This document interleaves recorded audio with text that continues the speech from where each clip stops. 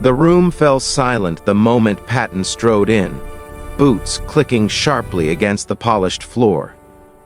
Each step resonated with authority, a rhythm that seemed to command attention even before his voice could reach anyone's ears. Sunlight streamed through the tall, narrow windows, cutting across the long oak table and catching on the edge of the metal case Patton had tucked under his arm. The room was grand yet austere, the kind of space that had seen decades of decisions, of whispers and shouts that altered the course of history. But today, it felt smaller, as if the very air had been drawn tight with anticipation. Eisenhower was seated at the head of the table, a man whose calm demeanor was a mask honed by years of command and responsibility. His hands rested on a stack of reports, fingers lightly tapping, eyes scanning lines of text, even as the sharp echo of Patton's steps filled the space. He barely looked up when the general entered, yet in his mind every detail registered. The set of Patton's jaw, the glint of determination in his eyes, the taut lines of the uniform that spoke of both authority and daring. Patton did not waste a single moment on pleasantries. He approached the table and, with a motion that was almost theatrical, slammed the metal case down.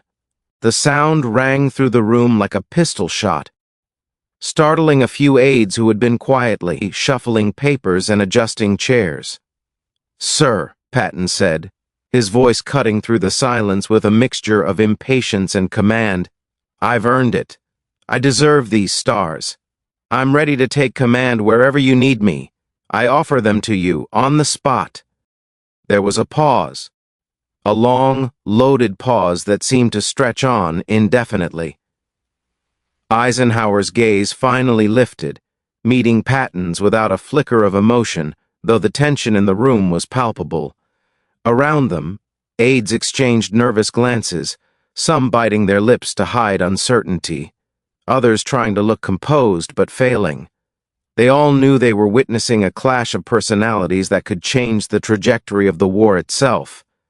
Patton, audacious, fearless, unyielding; Eisenhower, measured, disciplined, strategic.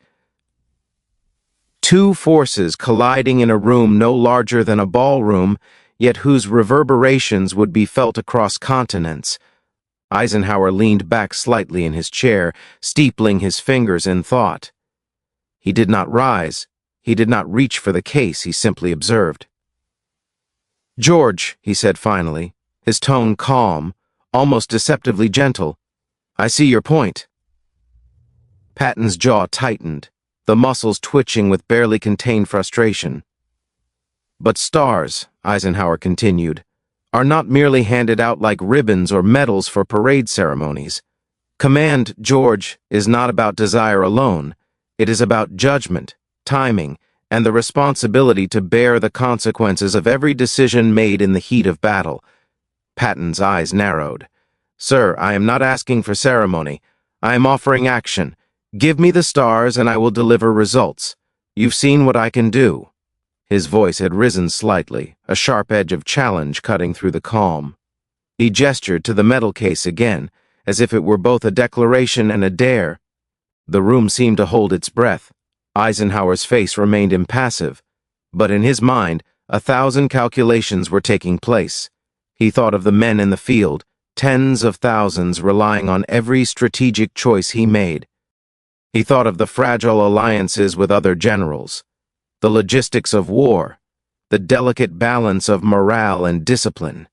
And he thought of Patton, the storm incarnate of a man who could win battles with the ferocity of a hurricane, yet who could just as easily leave chaos in his wake if unchecked. "You do not understand, George," Eisenhower said softly, but firmly.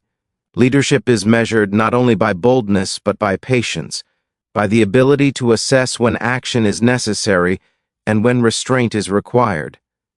You have courage, and I respect that, perhaps more than I respect almost any other quality. But courage alone does not win wars. It must be tempered with wisdom. You could charge into the heart of the enemy and triumph in a skirmish, but if it destabilizes the larger plan, If it risks lives unnecessarily, then that courage becomes a liability. Patton's expression flickered between defiance and irritation. He had spent years proving himself on battlefields where hesitation was fatal, where waiting for permission could mean the difference between victory and slaughter. And yet here he was, face to face with a man who seemed to move mountains not with brute force, but with calculated strategy, with a calm that was almost infuriating in its patience. "Sir," Patton said, leaning forward slightly, "I am not asking for permission to fight. I am asking you to trust that I can see what needs to be done. The men need action. The enemy cannot be allowed to consolidate, to regroup. Every day we wait, we give them strength, and every delay costs lives." Eisenhower remained silent for a moment, considering. He could feel the energy radiating from Patton like a storm, a force that could not be ignored. He remembered the reports, the letters from commanders in the field praising Patton's decisiveness, his ingenuity, his uncanny ability to anticipate enemy moves. But he also remembered the moments of recklessness, the times when Patton's temper or impatience had threatened to disrupt larger operations. "George," Eisenhower finally said, his voice low but carrying an unspoken weight, "I trust your abilities more than almost anyone I know. That is not in question. But stars are not just decorations. They are symbols of trust, of responsibility, of the burden of leadership. They cannot be granted on impulse or on bravado or even on merit alone. They must be earned through consistent judgment, not just flashes of brilliance." Patton's hands tightened into fists at his sides, the urge to erupt almost overwhelming. He could feel the fire in him, the need to act, to move, to strike. He had crossed rivers under fire, led assaults that others deemed impossible, liberated towns and saved thousands of men from annihilation. And now, here in a quiet room in the middle of planning for Europe's liberation, he was being told to wait, to temper his instincts, to exercise patience as if waiting for some cosmic approval. "But sir," Patton said, his voice rising again, "I don't have time to wait for approval. The opportunity is now. The enemy is vulnerable. If I act, if you let me act, we can achieve more in a single day than entire armies could in weeks." Eisenhower's gaze did not waver. He saw not just the impatience, but the brilliance, the audacity, the potential for both greatness and disaster.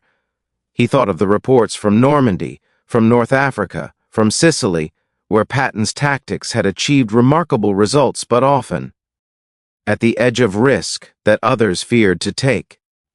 He thought of the responsibility that rested on his shoulders, not only for the strategy but for the lives of soldiers and civilians alike. "George," Eisenhower said, his voice rising slightly but still controlled, "you are a man of unparalleled skill and courage. But leadership is not only about what one can do, it is about what one should do. The weight of command is heavier than any medal, heavier than any stars. The moment you understand that fully, the moment you act with both audacity and restraint, you will be ready. Until then, your brilliance must be channeled within the framework of strategy and timing." Patton's eyes blazed, a fire that could have lit the entire room. He wanted to argue, to shout, to throw down the case and demand immediate action. But even in his fury there was respect, for Eisenhower's calm, for his insight, for the immense responsibility he carried.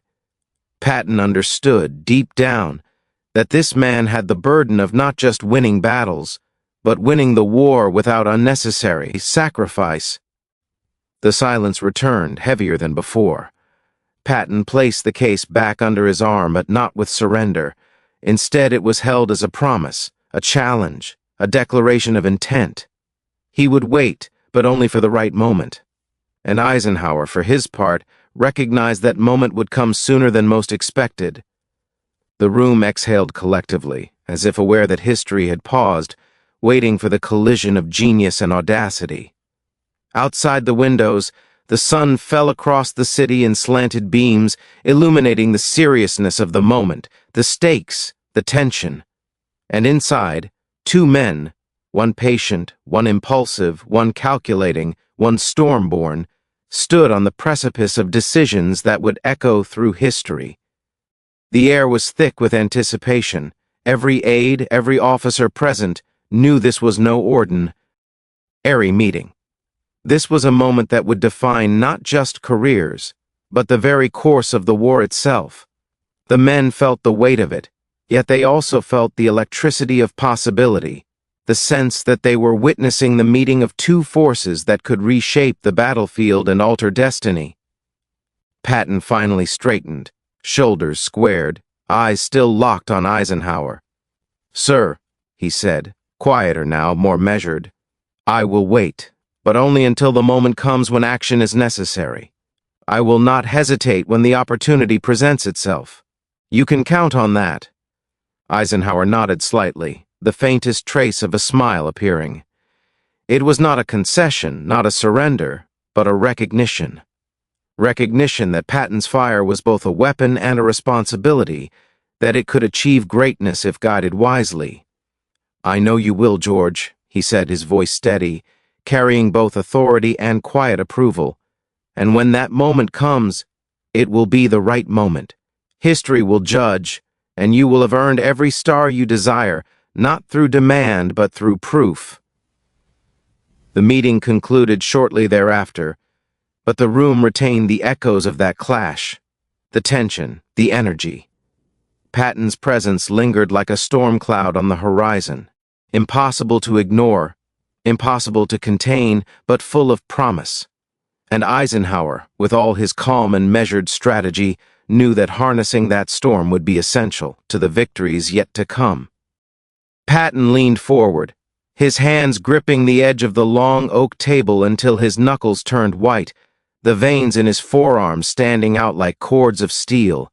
The room, still echoing with the aftermath of their earlier conversation, felt smaller now, charged with electricity, every breath heavy with tension.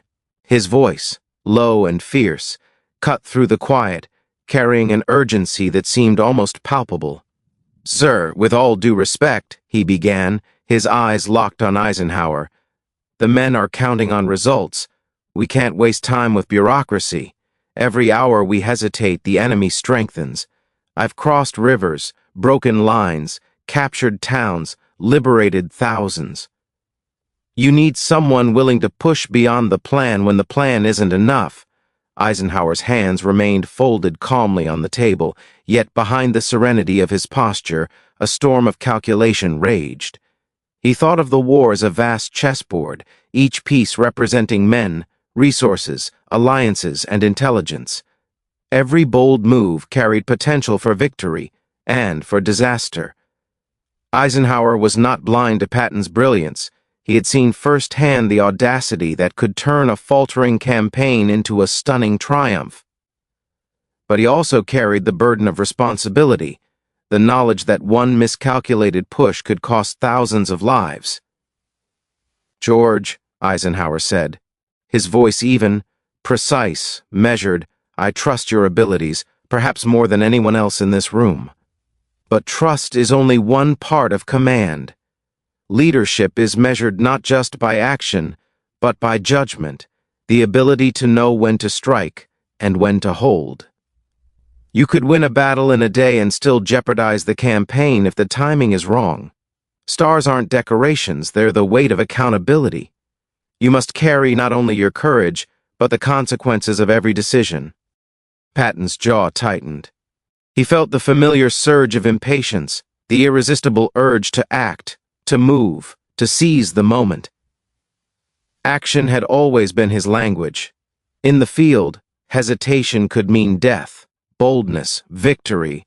He had seen entire units frozen by indecision while opportunities slipped through their fingers. Yet here, in this room, Eisenhower's calm voice was a reminder that wars were not won solely on courage. They were won on strategy, on timing, on foresight. "Sir," Patton pressed on, leaning forward so that the muscles in his arms flexed visibly. "I'm not asking for permission to act blindly. I am asking you to trust that I can see what needs to be done. The enemy cannot be allowed to regroup, to consolidate.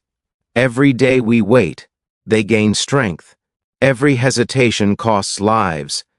I have proven myself time and time again. Sicily, North Africa, Normandy.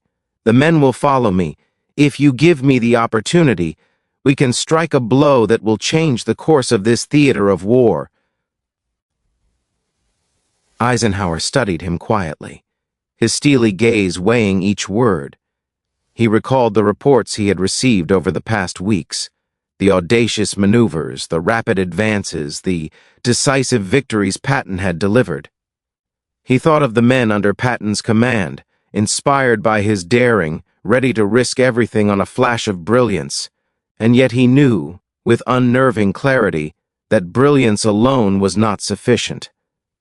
The scale of the Allied campaign required coordination, diplomacy, and patience. A misstep could unravel months of planning. "George," Eisenhower said, his tone firm but not without empathy, "you are a remarkable commander. That is not in question. But you must understand that command at this level is different from battlefield command. Here, every decision ripples outward, affecting logistics, alliances, civilian populations, and morale. Acting too soon, acting too boldly, without aligning with the broader strategy, could produce victory on the battlefield and defeat in the campaign. Leadership is not about what you can do, but what you should do." Patton's eyes blazed, but beneath the fire a spark of reflection ignited. He had always been a man of action, yet he understood, intellectually if not emotionally, that Eisenhower's words carried truth. In the field he had seen what reckless audacity could accomplish, but he had also seen how it could backfire if divorced from larger strategic aims. He wanted the stars, yes, but more than that, he wanted to achieve results, to make a decisive difference that history would remember. "Sir," Patton said, his voice dropping slightly, a blend of frustration and determination, "I don't seek personal glory. I seek to end this war faster, to save lives by striking decisively, rather than waiting for the perfect conditions that may never come. I know what is at stake, and I know my men. They will follow me to the edge of hell, and I will lead them there, but I cannot lead them if we are shackled by hesitation while the enemy fortifies. You have seen what I can do. Let me prove it again." Eisenhower's expression softened ever so slightly. He could see Patton's relentless drive, the same drive that had delivered stunning victories and sometimes unnerving gambles. He remembered the night in Sicily, when Patton had maneuvered his troops across treacherous terrain under fire, achieving what seemed impossible, and he remembered the courage of the men who followed Patton's lead, inspired by his decisiveness. But he also remembered moments when that audacity had verged on recklessness, moments when sheer boldness had been tempered only by fortune. "You speak with conviction, George," Eisenhower said, his voice steady, resonant. "And I admire that. But the stars, these symbols of command, carry more than the promise of victory. They carry responsibility for lives, for resources, for the success of multiple fronts. You must understand that the trust placed in these stars is not just symbolic, it is tangible. It demands measured judgment as much as courage. The decisions you make will reverberate far beyond the battlefield. Timing, coordination, foresight. These are the hallmarks of the command that stars signify." Patton's hands clenched tighter on the edge of the table. He had spent his life in the chaos of war, where hesitation could spell death, and yet he recognized the gravity in Eisenhower's words. He understood, deep down, that there was a balance between audacity and prudence, but his impatience gnawed at him. The sense that opportunity was fleeting, that waiting could cost lives, that the enemy would not pause for deliberation. "Sir," he said, voice raw with intensity, I am ready. I have proven myself. Give me command. Give me the authority, and I will act decisively. I will not fail." Eisenhower leaned back slightly, steepling his fingers once more, the weight of the decision pressing upon him. He knew that granting Patton full authority in the field was both an incredible opportunity and a tremendous risk. The general's audacity could achieve unprecedented victories, but without careful alignment with strategy, it could lead to disaster. Eisenhower had to balance trust with caution, freedom with oversight, brilliance with prudence. "George," Eisenhower said finally, his voice calm yet carrying the weight of authority, "you have the skill, the courage, and the vision. But true leadership is as much about restraint as it is about boldness. You could achieve incredible results, or catastrophic failures, if not tempered by the responsibilities you bear. The stars are not yours to command, they are conferred because others trust you to wield them wisely. And that trust is earned, not demanded." Patton's chest heaved. He wanted to argue, to demand immediate recognition, to act without restraint. But beneath his frustration, he felt a grudging respect for Eisenhower's perspective. The calm, measured voice, the deep understanding of consequences, the awareness of both human lives and strategic objectives. It was exactly the counterbalance that he needed, even if it frustrated him. He straightened, exhaling slowly, a subtle shift from defiance to reflection. "Sir," he said quietly, but with unwavering intensity, "I understand. I will temper my actions. But when the moment comes, when decisive action is required, I will not hesitate. You can trust that, sir." Eisenhower nodded slightly, a faint glimmer of approval in his eyes. "I know you will, George, and when that moment comes, it will be the right moment, the one that history will remember. Until then, you must exercise patience. Courage without discipline is only recklessness. Brilliance without judgment is dangerous. And you, George, have both, but you must wield them wisely." The aides in the room exhaled collectively, as if relieved that the storm had passed, though the tension still lingered. The conversation had not concluded in the way Patton might have wished, but it had established a framework, an understanding that audacity, tempered by wisdom and timing, would be the key to victory. Patton held the case under his arm, a symbol of both challenge and promise. Eisenhower's gaze followed him, knowing that the general's energy, if channeled correctly, would produce extraordinary results. And outside, the war continued, the enemy unaware of the quiet battles being waged in command rooms, the decisions being debated that would shape the liberation of Europe. As the meeting adjourned, both men understood the gravity of their words.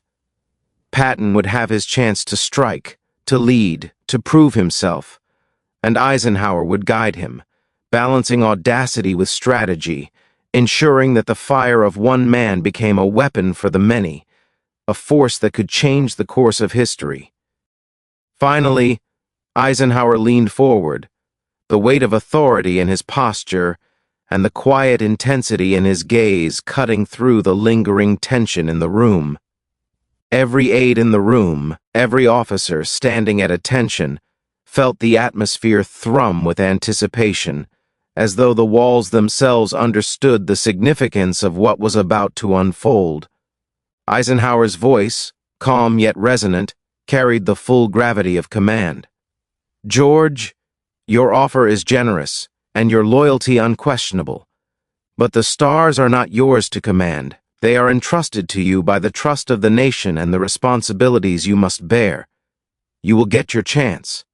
Not because you demand it, but because you've earned it through action, through discipline, and through the respect of those who follow you." Patton's chest rose and fell rapidly. His fiery eyes reflected both frustration and a controlled storm of anticipation. For a brief moment it seemed he might erupt, might demand that the stars be given immediately, might throw caution and decorum aside for the sake of audacity. And yet, deep in his mind, He recognized the wisdom in Eisenhower's words. It was not surrender, not compromise. It was the guidance of a man whose calm intellect had orchestrated victories from chaos. The silence hung thick in the room, punctuated only by the faint scratch of a pen and the distant murmur of the staff outside. Eisenhower allowed that pause to stretch, giving weight to the gravity of his statement.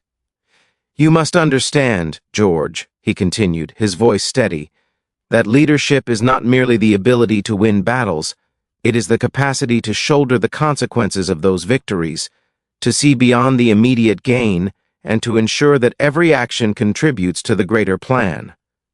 Stars are symbols of that trust, that responsibility. They represent the lives of men under your command, the coordination of entire fronts, and the fate of nations." Patton's hands flexed at his sides, the impulse to argue warring with a grudging understanding that Eisenhower was right. He had always believed that courage and audacity alone could shape history. He had crossed deserts and rivers, liberated towns, captured enemy forces against overwhelming odds. Yet here, in the calm austerity of the command room, he understood that audacity without judgment could be catastrophic. Eisenhower's measured approach was not an obstacle. It was a necessary compass, ensuring that boldness did not become recklessness. "Sir," Patton said finally, voice low but unwavering, "I am ready. I have proven myself in the field. I have led men to victories that seemed impossible. Give me the authority, give me the command, and I will act decisively. I will not fail." Eisenhower regarded him silently, weighing the energy and fire in Patton against the demands of strategy and the stakes of war. He recalled the reports from Normandy, from North Africa, from Sicily, where Patton's decisiveness had achieved results beyond expectation. He thought of the men who followed him, inspired by his daring and his ability to seize the moment. Yet he also remembered moments when Patton's audacity had narrowly avoided disaster, when luck had been as crucial as skill. Eisenhower understood that granting Patton command without careful consideration could be a gamble, albeit a calculated one. "George," Eisenhower said, voice firm, deliberate, "you have the skill, courage, and vision to shape battles and even campaigns. But brilliance alone does not suffice. The stars, these symbols of command, carry a weight beyond mere recognition. They signify responsibility, accountability, and the trust of every soldier who marches under your banner. Every order you issue will ripple across fronts, affecting lives, resources, and the outcome of campaigns. Leadership at this level demands wisdom as much as audacity." Patton's chest rose and fell, the room seeming to shrink around him with the intensity of the moment. He thought of every campaign he had led, every battle fought, every decision that had brought him to this moment. In his mind, he saw rivers crossed, towns liberated, enemy lines shattered. He saw the men who trusted him implicitly, who would follow him to the edge of hell without hesitation. And yet he understood Eisenhower's point. The moment to act must be aligned with strategy, with timing, with the larger objectives of the Allied forces. "Sir," he said, softer now, tempered but resolute, "I do not seek glory for myself. I seek victory, decisive results, and to end this war faster, to save lives.